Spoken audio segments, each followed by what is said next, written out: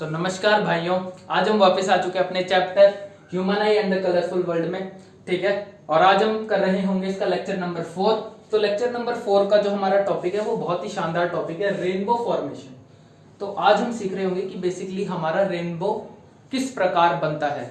ठीक है, जो हमें 7 रंगों का रेनबो दिख रहा होता है वो कैसे बनता है, वो नेचर में वो फिनोमिना किस कारण होता है।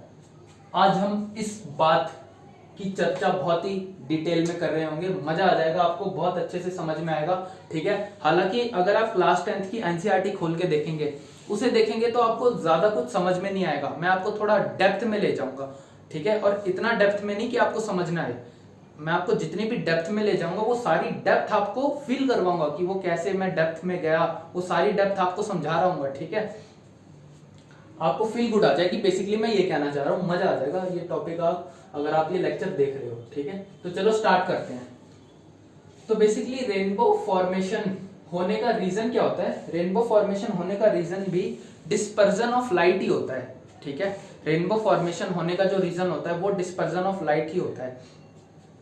तो मैं आपको यहाँ एक टॉपिक से इंट्रोड्यूस करवाना चाहता हूँ जिसका नाम है क्या?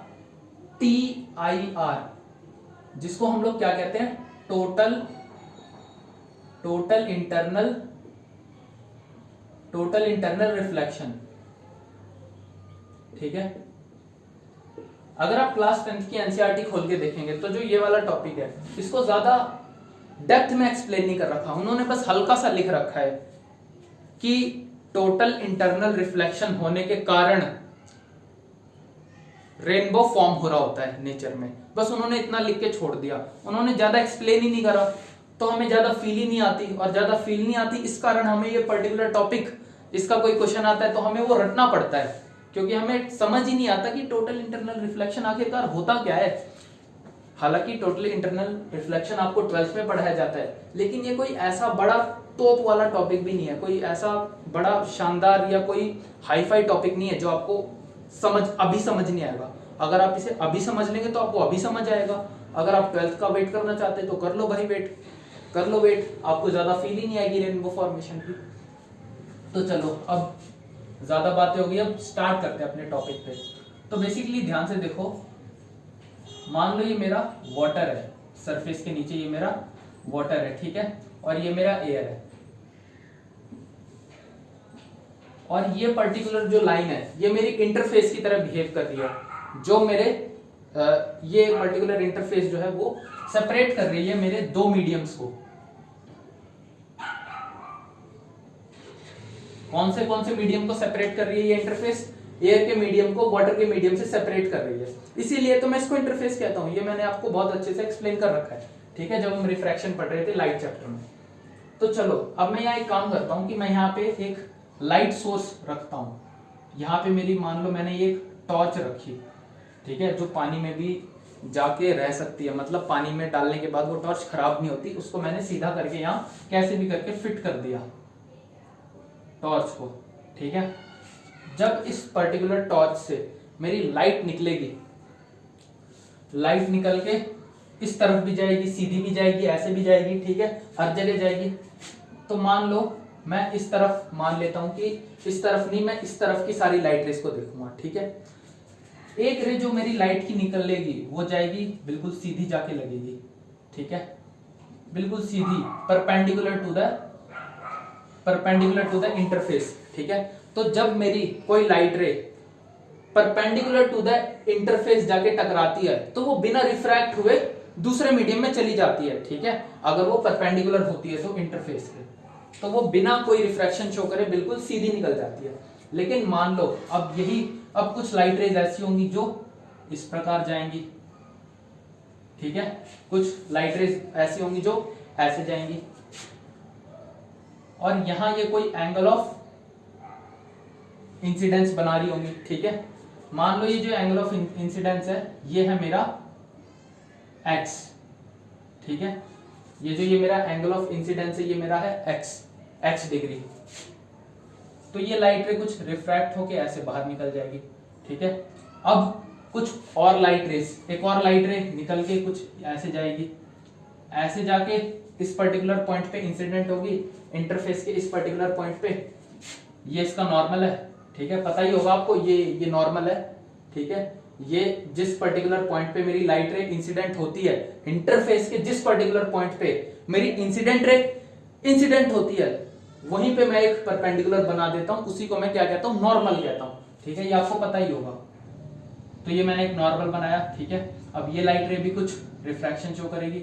अच्छा, अब जो ये वाली रिफ्रैक्टेड रे है, ये वाली रिफ्रैक्टेड रे कुछ ज्यादा रिफ्रैक्शन शो करेगी। इस वाली रे के कंपैरिजन में ये वाली जो लाइट रे है वो कुछ ज्यादा रिफ्रैक्शन शो करेगी। ज्यादा रिफ्रैक्शन क्यों शो करेगी? क्योंकि जो ये इंसिडेंट एंगल है वो ज्यादा है। इसका इंसिडेंट एंगल x डिग्री था, तो इसका इंसिडेंट एंगल मान लो 2x डिग्री हो गया, ठीक है। इसका इंसिडेंट एंगल हो गया 2x डिग्री, और 2x डिग्री जो है वो x डिग्री के कंपैरिजन में ज्यादा है। इस कारण जो यहां इस पर्टिकुलर केस में जो मेरी रिफ्रैक्टेड लाइट रे होगी वो कुछ ज्यादा रिफ्रैक्शन शो करेगी। अच्छा, अब ऐसे ही मैं थोड़ा और आगे बढ़ता हूं, एक और रे, ठीक है। अच्छा, ये बात तो आपको पता ही होगी ना कि अगर मैंने नीचे टॉर्च रख दी तो टॉर्च से ऐसे बहुत सारी लाइट रेज ऐसे निकल के इधर उधर पूरी जाएंगी, ठीक है। हर जगह सीधी भी जाएगी, कुछ इधर भी जाएगी, कुछ इधर भी जाएगी, ऐसे। तो वैसे ही लाइट रे कुछ निकल के इधर भी जाएंगी। अच्छा, अब इस बार जो मेरी पर्टिकुलर रे इंसिडेंट होगी, ये यहां एंगल बनाएगी 3x डिग्री। ये जो एंगल बनाएगी यहां पे वो होगा 3x डिग्री। ये एंगल 3x डिग्री इससे ज्यादा है, तो इस बार जो मेरी रिफ्रैक्टेड रे है वो थोड़ा और ज्यादा रिफ्रैक्शन शो करेगी, वो और ज्यादा रिफ्रैक्ट हो जाएगी, ठीक है। अब एक और लाइट रे लेते हैं, मान लो अब एक और लाइट रे मैंने यहां लिया, वो इस पर्टिकुलर पॉइंट पे आके इंसिडेंट हुई, ठीक है। और इस बार जो मेरा इंसिडेंट एंगल है वो कितना होगा, वो 4x डिग्री होगा, और ये जो 4x डिग्री है और ये जो 4x डिग्री जो है वो 3x डिग्री से ज्यादा है। तो इस बार जो मेरी रिफ्रैक्टेड रे होगी, ठीक है, मतलब मान लो, ध्यान से देखो, मान लो कुछ नहीं, ध्यान से देखो मेरी बात और गौर से सुनना। यहां पे जो मेरा इंसिडेंट रे जो एंगल बना रही है नॉर्मल के साथ, यहां पे जो मेरी इंसिडेंट रे नॉर्मल के साथ एंगल बना रही है वो इतना ज्यादा हो गया, इतना ज्यादा हो गया कि अब जो मेरी रिफ्रैक्टेड रे है ना वो निकल के बाहर सरफेस में जा ही नहीं रही, वो निकल के सरफेस के अलोंग ऐसे जा रही है कुछ, ठीक है। अगर आपको यहां समझ ना आ रहा हो तो इसे हम यहां देख सकते हैं। इस बार अब मैं ये वाली रे को यहां बना रहा हूं, ठीक है। ये वाली रे कुछ निकल के ऐसे गई, ये 4x डिग्री था, ठीक है। इस बार जो मेरी इंसिडेंट रे है वो नॉर्मल के साथ उसका एंगल इतना ज्यादा हो चुका है कि अब जो मेरी रिफ्रैक्टेड रे है वो निकल के दूसरे मीडियम में नहीं जा रही, ठीक है। जो मेरी रिफ्रैक्टेड रे है वो निकल के दूसरे मीडियम में नहीं जा रही, एक मीडियम से, वो इस बार इंटरफेस के अलोंग ही रिफ्रैक्ट हो जाती है। मतलब मेरी जो रिफ्रैक्टेड रे है वो इंटरफेस के अलोंग ही चल पड़ती है। अब अगर मैंने मेरे इंसिडेंट एंगल को, ये मेरा इंसिडेंट एंगल हो गया ना, इंसिडेंट एंगल को मैं 4x डिग्री से थोड़ा भी ज्यादा करूंगा ना, 4x डिग्री से थोड़ा भी ज्यादा करूंगा, इस प्रकार 5x डिग्री, तो जो मेरी रे है, जो आप लोग सोच रहे हैं कि आपकी रिफ्रैक्टेड रे होगी, बेसिकली अब आपकी लाइट रे जो है वो रिफ्रैक्ट ही नहीं होगी, अब आपकी लाइट रे है ना वो रिफ्लेक्ट होके वापस सेम मीडियम में आ जाएगी। वो जो आपकी लाइट रे है वो दोबारा से रिफ्लेक्ट होके सेम मीडियम में आ जाएगी। इसी को हम कहते हैं टोटल इंटरनल रिफ्लेक्शन। और ये वाला जो एंगल है 4x डिग्री, ये एंगल है आपका क्या, क्रिटिकल एंगल। इस पर्टिकुलर एंगल को मैं क्या कहता हूं, क्रिटिकल एंगल। क्यों कहता हूं इसे मैं क्रिटिकल एंगल? क्योंकि इस पर्टिकुलर एंगल पे जो मेरा रिफ्रैक्टेड रे है वो निकल के दूसरे मीडियम में जाता ही नहीं है, ठीक है। मेरा रिफ्रैक्टेड रे जो है वो इंटरफेस के अलोंग ही चल रहा है, ठीक है, देख रहे हो आप, इंटरफेस के अलोंग ही चल रहा है। और अगर मैंने अपने इंसिडेंट एंगल को थोड़ा भी बढ़ा दिया क्रिटिकल एंगल से ज्यादा, ठीक है। अगर मैंने अपने इंसिडेंट एंगल को बड़ा कर दिया क्रिटिकल एंगल से, ध्यान से सुनना मेरी बात, अगर मैंने अपने इंसिडेंट एंगल को बड़ा कर दिया क्रिटिकल एंगल से, तो जो मेरी ये लाइट रे है वो रिफ्रैक्ट होने की जगह रिफ्लेक्ट हो जाएगी और रिफ्लेक्ट होके सेम मीडियम में वापस आ जाएगी। ठीक है, रिफ्लेक्ट होके कहां, सेम मीडियम में वापस आ जाएगी। और इसी को मैं क्या कहता हूं, टोटल इंटरनल रिफ्लेक्शन। ठीक है, तो बेसिकली आप लोग क्या याद रखो कि बेसिक कंडीशन क्या होती है टोटल इंटरनल रिफ्लेक्शन होने की, अगर मेरा इंसिडेंट एंगल क्रिटिकल एंगल से ज्यादा है, अगर मेरा इंसिडेंट एंगल क्रिटिकल एंगल से ज्यादा है, तो जो मेरी लाइट रे है वो रिफ्रैक्ट होने की जगह रिफ्लेक्ट हो जाएगी, अपने सेम मीडियम में वापस आ जाएगी, और इसी को हम क्या कहते हैं, टोटल इंटरनल रिफ्लेक्शन। ठीक है, तो आशा करता हूं आप लोगों को समझ में आ गया होगा कि टोटल इंटरनल रिफ्लेक्शन क्या होता है और इसकी कुछ कंडीशंस होती हैं टोटल इंटरनल रिफ्लेक्शन होने की। वो क्या कंडीशन है, पहली कंडीशन तो ये है कि जो आपकी लाइट रे है वो ऑप्टिकली डेंसर मीडियम से ऑप्टिकली रेयर मीडियम में जानी चाहिए। ठीक है, मतलब हमारी जो लाइट रे है वो डायरेक्टेड होनी चाहिए ऑप्टिकली डेंसर मीडियम से ऑप्टिकली रेयर मीडियम की तरफ, तभी टोटल इंटरनल रिफ्लेक्शन हो सकता है। पहली कंडीशन। दूसरी कंडीशन तो मैंने आपको 2 बार बता दी, तीसरी बार फिर सुन लो, हमारा जो इंसिडेंट एंगल है वो ज्यादा होना चाहिए क्रिटिकल एंगल से। ठीक है, और क्रिटिकल एंगल वो पर्टिकुलर एंगल होता है जिस पर्टिकुलर एंगल पे मेरी रिफ्रैक्टेड रे इंटरफेस के अलाउंग दौड़ती है या चलती है। ठीक है, ये 2 कंडीशंस है, इन 2 कंडीशंस में ही हमारा टोटल इंटरनल रिफ्लेक्शन हो रहा होता है। ठीक है, तो अब हम बात कर चुके हैं टोटल इंटरनल रिफ्लेक्शन की डेप्थ में। अब हमारे लिए रेनबो समझना बहुत सिंपल है। तो आप लोग ध्यान से देखो, रेनबो बेसिकली हमें कब दिखता है या कहां दिखता है। हमें बेसिकली रेनबो तब दिखता है जब बारिश के साथ साथ थोड़ी बहुत धूप हो जाती है। ठीक है, बारिश के साथ जब धूप होती है और हम खड़े होते हैं सन के अपोजिट डायरेक्शन में, मतलब मान लो कि हमारा फेस, मान लो इस तरफ है हमारा फेस।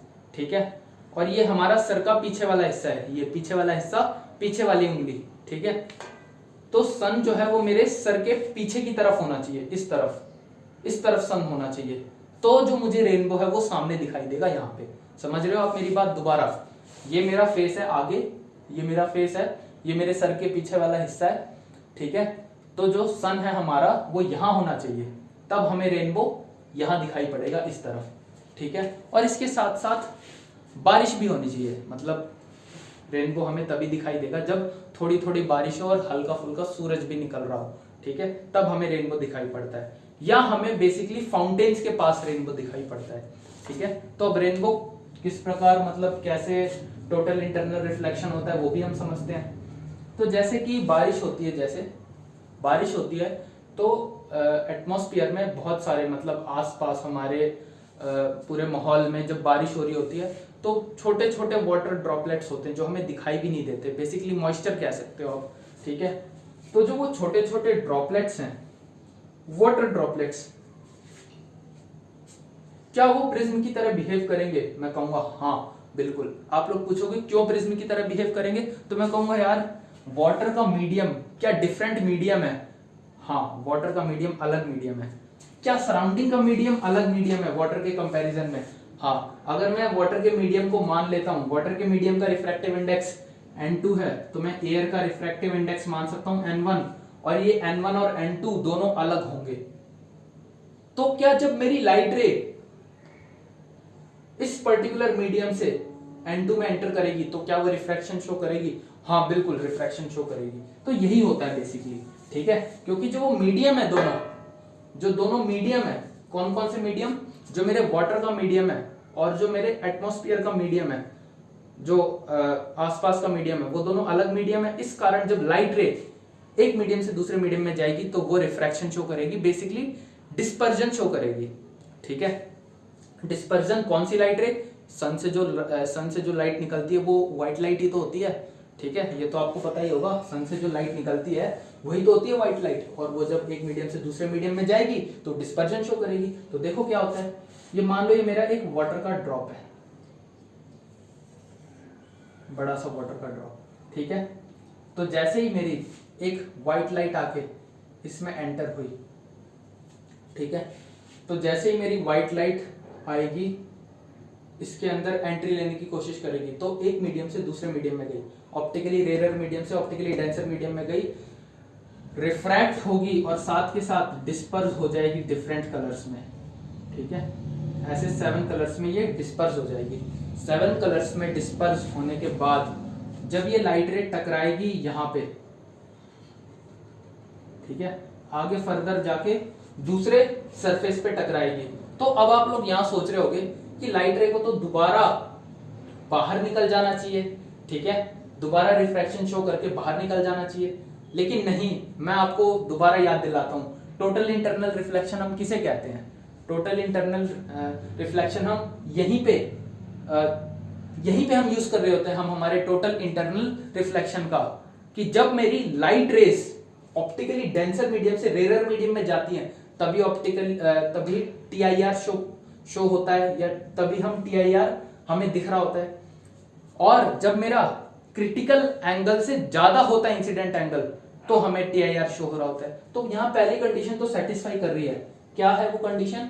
कि जो मेरी लाइट रेज हैं वो ऑप्टिकली डेंसर मीडियम से ऑप्टिकली रेयर मीडियम में जा रही है, पहली कंडीशन। अच्छा, दूसरा कंडीशन, जब मेरे ये सारे कलर्स आके इस पर्टिकुलर सरफेस पे इंसिडेंट होंगे, तो जो ये इंसिडेंट एंगल बनाएंगे ना, इनका जो इंसिडेंट एंगल होगा, यहां जो नॉर्मल बनेगा, जो भी इनका जो इंसिडेंट एंगल होगा वो क्रिटिकल एंगल से ज्यादा होगा। इनका इंसिडेंट एंगल क्रिटिकल एंगल से ज्यादा होने के कारण ये लाइट रे TIR शो करेंगी। TIR मतलब टोटल इंटरनल रिफ्लेक्शन, और टोटल इंटरनल रिफ्लेक्शन शो करने के कारण ये लाइट रेस दोबारा इस प्रकार निकल के बाहर आएंगी, ठीक है। ये यहीं से ऐसे बाहर नहीं निकल जाएंगी लाइट रेस, ठीक है। ये अंदर ही अंदर TIR शो करके और दोबारा रिफ्रैक्ट होंगी और फिर बाहर निकलेंगी, ठीक है। और इसके कारण ही हमें रेनबो दिखाई पड़ता है। तो आशा करता हूं आपको ये अच्छे से समझ में आ गया होगा, ठीक है। और इसके साथ साथ मैं आपको कुछ अंग्रेजी में कुछ डेफिनेशंस भी लिख के लाया हूं, वो भी मैं आपको समझा दूंगा, पर आप ये अच्छे से समझ लो कि जैसे ही मेरी व्हाइट लाइट ने एंट्री ली, इसके अंदर एंट्री लेते ही वो रिफ्रैक्ट हो गई, पहले रिफ्रैक्ट होने के साथ साथ डिस्पर्स हो गई। अब वो जैसे ही मेरी ये सारे डिफरेंट कलर्स इस पर्टिकुलर सरफेस पे आके पड़ते हैं, तो वो रिफ्रैक्ट होके बाहर नहीं निकल जाते। क्यों नहीं निकलते? क्योंकि जो इनका इंसिडेंट एंगल होता है वो क्रिटिकल एंगल से ज्यादा होता है। इंसिडेंट एंगल क्रिटिकल एंगल से ज्यादा होने के कारण ये लाइट रेज यहाँ पे TIR शो करती हैं। TIR शो करने के कारण ये वापस अपने ही मीडियम में दोबारा रिफ्लेक्ट हो जाती हैं, जैसे मैंने आपको यहाँ समझाया था। वापस रिफ्लेक्ट होने के बाद जब ये दोबारा सारी लाइट रेज इस पर्टिकुलर सरफेस पे आके टकराती हैं, तब ये दोबारा रिफ्रैक्ट होके बाहर निकल जाती हैं। और जब ये लाइट रेज बाहर निकलती हैं तो हमें बहुत सारे डिफरेंट कलर्स दिखाई देते हैं, ठीक है। और इसी कारण हमें रेनबो दिखता है। तो आशा करता हूं आप लोगों को रेनबो का कंसेप्ट अच्छे से समझ में आ गया होगा। बाकी हम कुछ अंग्रेजी भाषा में कुछ डेफिनेशंस भी देख लेते हैं। क्या है वो definitions? Water droplets refract, water droplets जो होती हैं वो रिफ्रैक्ट करती हैं and disperse the incident sunlight, then reflect it internally and finally refract it again when it comes out of the raindrop. ध्यान से सुनना, वाटर ड्रॉपलेट्स जो होती हैं वो पहले तो रिफ्रैक्ट करती हैं। देखो, वाटर ड्रॉपलेट ने व्हाइट लाइट को पहले तो रिफ्रैक्ट करा, ठीक है, एंड डिस्पर्स, फिर डिस्पर्स भी करा रिफ्रैक्ट होने के साथ साथ। किसको? इंसिडेंट सनलाइट को। ये मेरी इंसिडेंट सनलाइट थी, ठीक है। देन रिफ्लेक्ट इट इंटरनली, फिर मेरी रेनड्रॉप्स ने क्या करा? इन्हीं कलर्स को रिफ्लेक्ट कर लिया इंटरनली। इंटरनली रिफ्लेक्ट करने का मतलब टोटल इंटरनल रिफ्लेक्शन शो कर दिया, ठीक है। And finally refract it again, और फाइनली मेरी वाटर ड्रॉपलेट ने दोबारा रिफ्रैक्ट कर दिया। दोबारा रिफ्रैक्ट कैसे करा? क्योंकि जब मेरी लाइट रेज ये आ रही हैं, ये जब निकल के बाहर आ रही हैं, तो ये दोबारा ऑप्टिकली डेंसर मीडियम से ऑप्टिकली रेयर मीडियम में आ रही हैं, इस कारण ये दोबारा रिफ्रैक्शन शो कर रही हैं, ठीक है।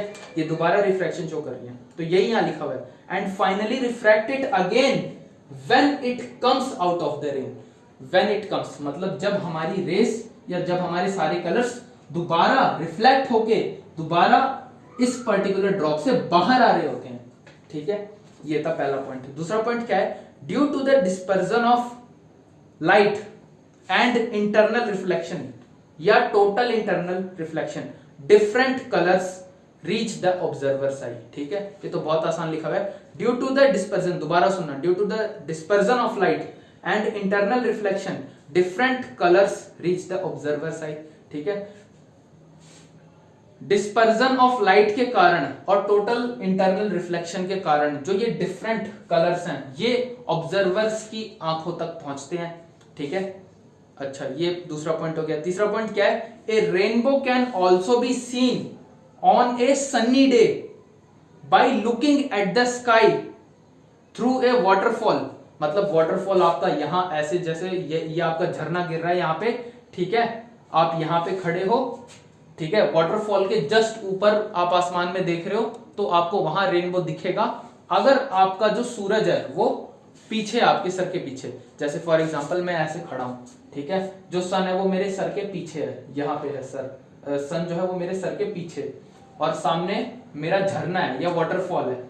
अच्छा, अब वाटरफॉल के मैं सामने ऊपर देखूंगा या वाटरफॉल के पीछे देखूंगा तो बहुत पॉसिबिलिटी है, बहुत चांसेस है कि मुझे रेनबो दिखाई पड़ जाए। वही पॉइंट यहाँ पे लिखा हुआ है, a rainbow can also be seen on a sunny day by looking at the sky through a waterfall और through a water fountain with the sun behind you. Sun जो है हमारे पीछे होना चाहिए, तभी हमें जो है रेनबो दिखाई पड़ेगा। अच्छा, अब आप लोग सोच रहे होंगे कि भैया सन हमारे सर के पीछे क्यों होना चाहिए, तो मैं कहूंगा यार इस बारे में आप थोड़ा खुद सोच के देखो इस बारे में। और अगर नहीं समझ में आता तो गूगल में रिसर्च, थोड़ा सर्च वगैरह करो कि सन जो है हमारे सर के पीछे ही क्यों होना चाहिए। वैसे इसका कोई एक, अगर मैं आपको रफ आंसर दूं तो रिफ्रैक्शन को ही अगर आप थोड़ा और सोचोगे ना, थोड़ा और रिफ्रैक्शन के बारे में, जो ये मैंने आपको ये पूरा कंसेप्ट समझाया, इसके बारे में थोड़ा डेप्थ में सोचोगे, टोटल इंटरनल रिफ्लेक्शन, तो आपको पता लगेगा कि अगर आप सन के सामने ऐसे खड़े होके देखते हो ना रेनबो को, आपको कभी नहीं दिखाई पड़ेगा। आपका सन जो है वो पीछे ही होना चाहिए सर के, तभी दिखाई देगा। ये थोड़ा बहुत मैंने आपको रफ आंसर दिया, बाकी आप थोड़ा बहुत इसके बारे में रिसर्च कर सकते हो। तो बाकी बातें हम करेंगे अपने नेक्स्ट लेक्चर में, तब तक के लिए थैंक यू।